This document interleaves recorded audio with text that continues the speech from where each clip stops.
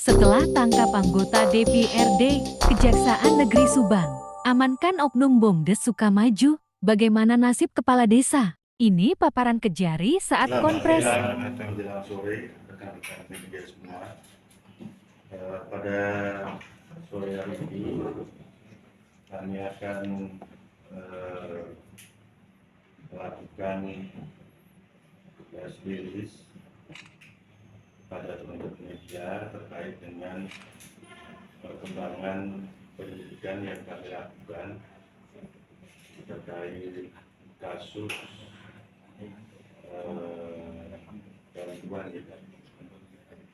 penyertaan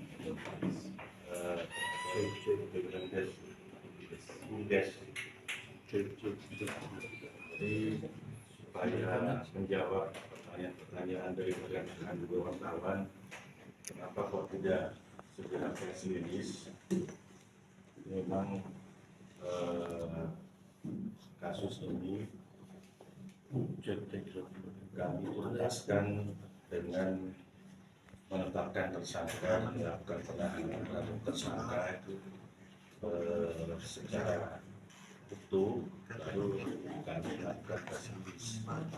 Jadi memang kemarin kami sudah menetapkan tersangka dan melakukan penahanan, namun karena ada satu yang belum kami tahan karena kepentingan pendidikan, sehingga kami belum sampaikan ini ke media dengan harapan supaya yang satu ini tidak kabur.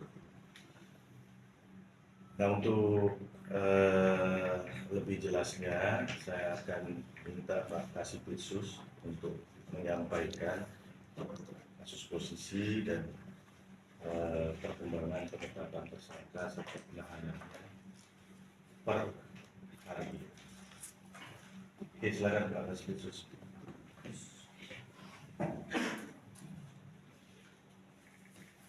Izin Pak Kajari, rekan-rekan media, seperti yang disampaikan Pak Kajari, kami telah melakukan upaya paksa terkait dengan penyidikan dalam dugaan perkara anggaran penyertaan modal BUMDes tahun anggaran 2020 dan 2021. Dalam tindakan upaya paksa kami telah melakukan atas perintah Pak Kajari telah melakukan penahanan terhadap tersangka S pada hari Rabu,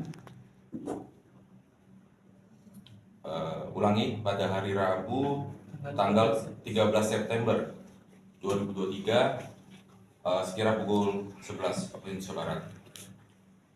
Penahanan terhadap tersangka S ini dilanjutkan dengan surat perintah penetapan tersangka atas nama tersangka C pada hari ini tanggal 19 September 2023, dan kami juga telah melakukan penyitaan terhadap diduga barang bukti untuk mendukung pembuktian dari pengelolaan dan penerimaan anggaran BUMDes yang tidak pada semestinya, dan saat ini penitipan dan penyitaan telah kami lakukan sebesar 150 juta rupiah. Terkait dengan dua orang tersangka ini yang telah kami lakukan penahanan dan hari ini juga melakukan penahanan terkait dengan kronologis adanya penyertaan modal BUMDes tahun 2020 dan 2021 dari dana aspirasi anggota Dewan yang masuk dalam DIPA APBD tahun 2020 dan 2021. 2020 adalah sebesar 100 juta rupiah, tahun 2021 sebesar 150 juta rupiah. Dalam DIPA APBD dan dalam APBDes, anggaran ini diperuntukkan dan ditujukan untuk penguatan penambahan penyertaan modal BUMDes yang resminya bernama BUMDes Mekarjaya.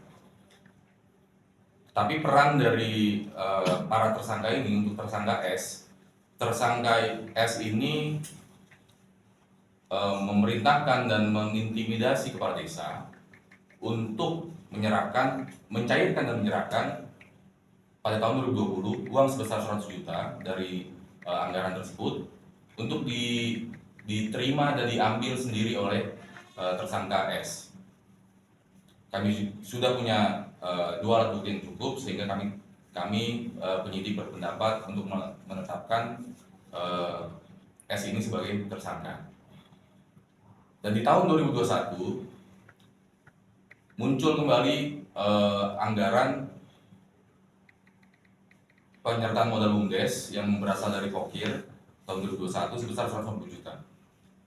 Peran dari tersangka S ini juga mengintimidasi dan memaksa kepala desa untuk mencairkan, dan setelah mencair itu diperintahkan dan diserahkan kepada tersangka C, yang saat itu tersangka C menurut fakta penyidikan tidak terafiliasi atau tidak termasuk dalam struktur organisasinya dari BUMDes resmi, yaitu BUMDes Mekarjaya di Desa Sukamaju, Kecamatan Sukasari, Kabupaten Sukabumi.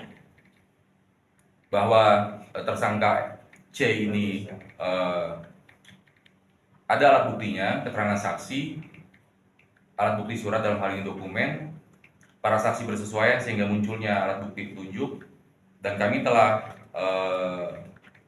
mengadakan rapat ekspos perkara dan kami tetapkan tersangka C yang perannya seperti yang saya sampaikan barusan, menerima uang sebesar 150 juta atas perintah Supriyatna, atas perintah S untuk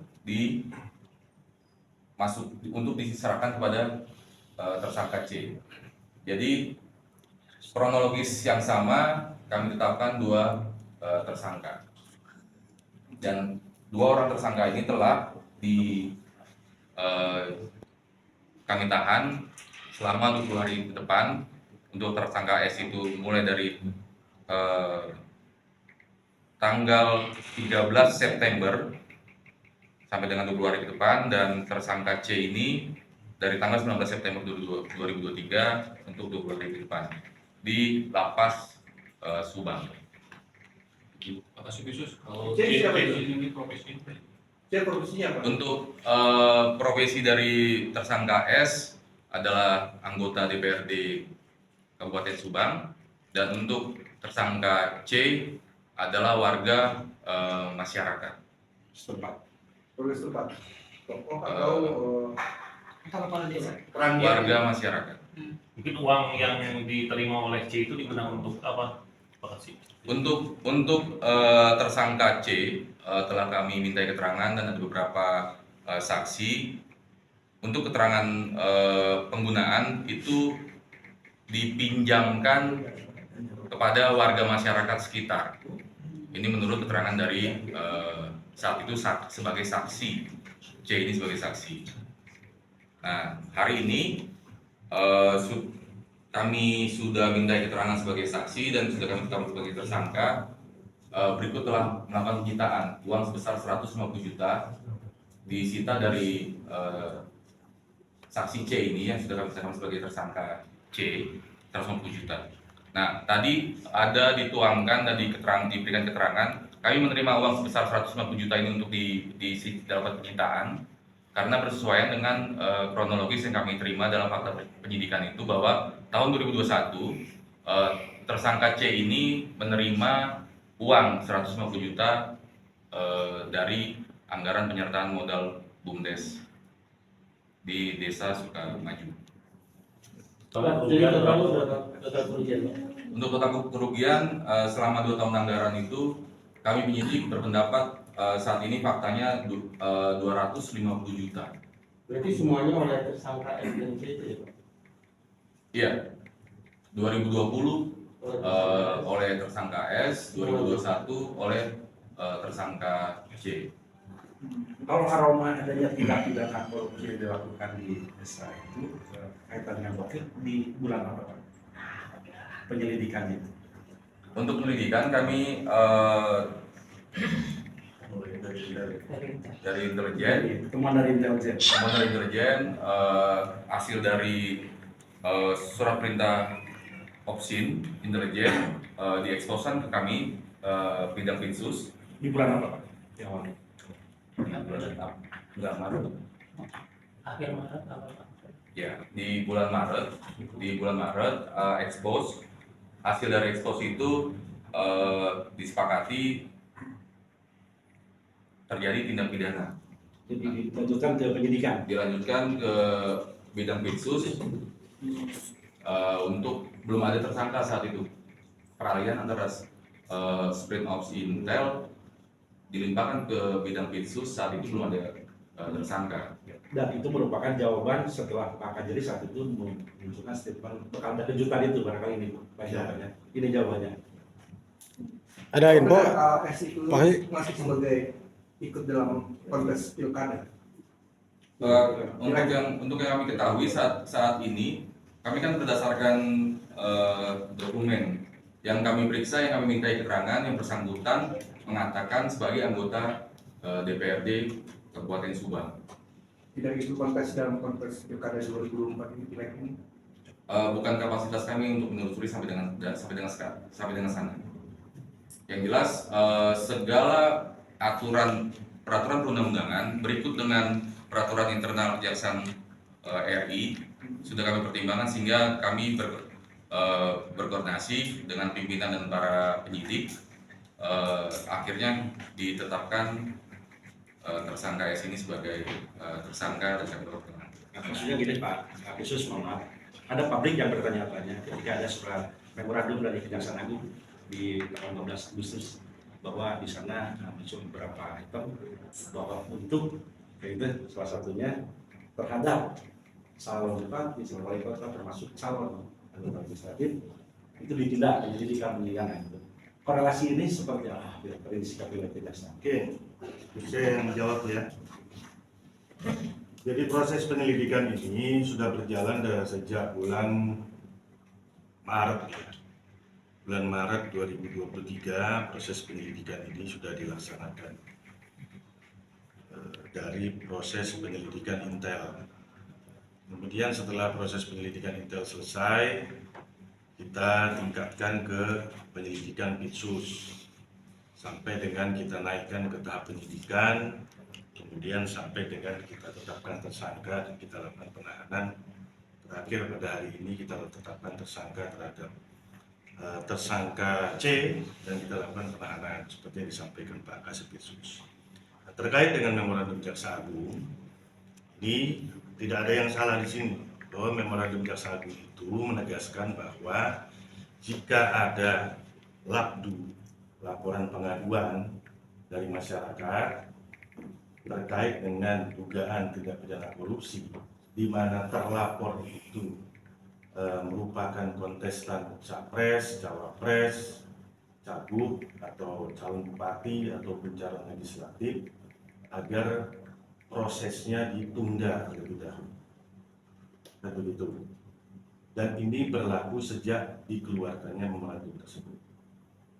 Jadi sejak dikeluarkannya memorandum ini, kalau ada labdu jangan ditindaklanjuti dulu supaya tidak menimbulkan kegaduhan di daerah setempat. Adapun proses penyelidikan atau penyidikan yang sudah berjalan sebelum memorandum ini keluar, tuntaskan, selesaikan. Itu. Ya, jadi nomornya di nomor 6 tahun 2023. Itu di Diktum 7. Kacamata Bapak. Oh, bisa. Penyelidikan dan penyidikan tindak pidana korupsi terhadap calon presiden, calon wakil presiden, calon kepala daerah, dan calon anggota legislatif sebelum dikeluarkannya instruksi ini tetap dilaksanakan sebagaimana ketentuan peraturan perundang-undangan. Begitu. Ya, atas dasar itu karena keluarnya memorandum, bahkan keluarnya memorandum ini atau instruksi ini sudah tahap tahap penyidikan, sudah tinggal menetapkan tersangka. Itu. Pak, ada upaya TGR dari Upaya di TGR kan? pembayaran ganti rugi itu nanti ya kita akan mintakan, kalau di tuntutan kami tentu nanti akan kita masukkan UP-nya, uang pengganti pasti. biasanya kan itu kalau ada kasus seperti ini ke APIP dulu kan ya. Kedua itu ke APIP, nanti di apa ke IRDA. Ya. Ke IRDA itu biasanya jadi untuk tujuan ganti rugi. Enggak. Justru kita menggandeng APIP untuk memastikan bahwa ini merupakan sebenarnya hampir bisa dikatakan program ini akhirnya seperti fiktif. Jadi anggaran itu ada, tetapi tidak diperuntukkan kepada BUMDes yang selayaknya menerima anggaran tersebut. Tapi justru ini dipaksakan untuk dicairkan dan diberikan kepada tersangka C ini tadi yang sebetulnya, nah si C ini konstituen daripada tersangka S. Dan C ini sendiri tidak masuk dalam struktur di dalam BUMDes ini. Jadi motifnya seperti itu. Jadi sebenarnya motifnya ingin menguasai uang tersebut, namun dengan cara seolah-olah bahwa ini dana aspirasi, dana pokir itu tadi. Tapi faktanya ketika ini masuk tidak sampai ke BUMDes, tapi balik lagi. Pak, rekeningnya masuk ke rekening desa, Masuk dulu. tapi dalam pemberitaan di tahun 2021 dari jabarpress.com menunjukkan bahwa dana BUMDes dibagikan langsung oleh dewan tersebut kepada warga dalam bentuk pinjaman dan disaksikan oleh aparatur desa dan kepala desa sendiri. Sejauh mana transaksi dari desa itu sendiri? Kalau yang ini masuknya, yang itu. Itu dari mana? Dari jabarpress.com kepala desa. Ya, tanya. Kalau kita sih Kalau saya menanyakan ada sejauh mana gitu kepala desa dalam hal ini. mestinya sebetulnya kepala desa itu kan dia nerima nih dana aspirasi, dana pokir itu masuk, kemudian dia harusnya mencairkan itu sesuai dengan peruntukan Penggunaan. pendanaan pokir tadi untuk BUMDes siapa ya, harusnya ke situ. Nah di kasus ini seperti yang dikatakan oleh Kasipisus tadi, ada intimidasi dan ada paksaan dari tersangka S untuk mencairkan ini dan menyerahkan kepada C. Gitu. Nah, paksaan dan intimidasinya itu yang menurut kami mendapatkan alat bukti bahwa di sini ada paksaan, sehingga memang posisi kepala desa ini tidak akhirnya bahkan sampai ada ancaman yang ya kita nggak perlu nanti di persidangan lah kita sampaikan itu alat bukti itu kita Pak, sampaikan. nilai 250 juta kerugian itu Pak, hasil penghitungan siapa Pak? Hasil perhitungan sendiri atau dari kita dengan dari inspektorat IRDA. dengan inspektorat ya, jadi bunyinya dari inspektorat itu tidak bisa dipertanggungjawabkan sebesar 250. Pak, penyelidikan pengembangan apakah terjadi sampai di C ini atau masih berlanjut? Untuk sementara ini kita fokus dulu sampai di situ. Kalau kemudian nanti berdasarkan keterangan dalam posisi berbeda, sebelumnya kan kita minta keterangan masih dalam kapasitas saksi. Nah, ketika sekarang sudah kita tahan dan status sebagai tersangka, harapan kita mungkin ada whistleblower atau seperti apa nanti kan akan membuka, kita akan kembangkan kalau memang nanti faktanya bisa kita kembangkan.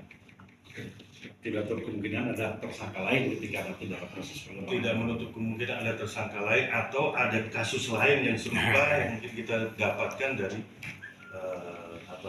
fakta penyidikan. Gitu.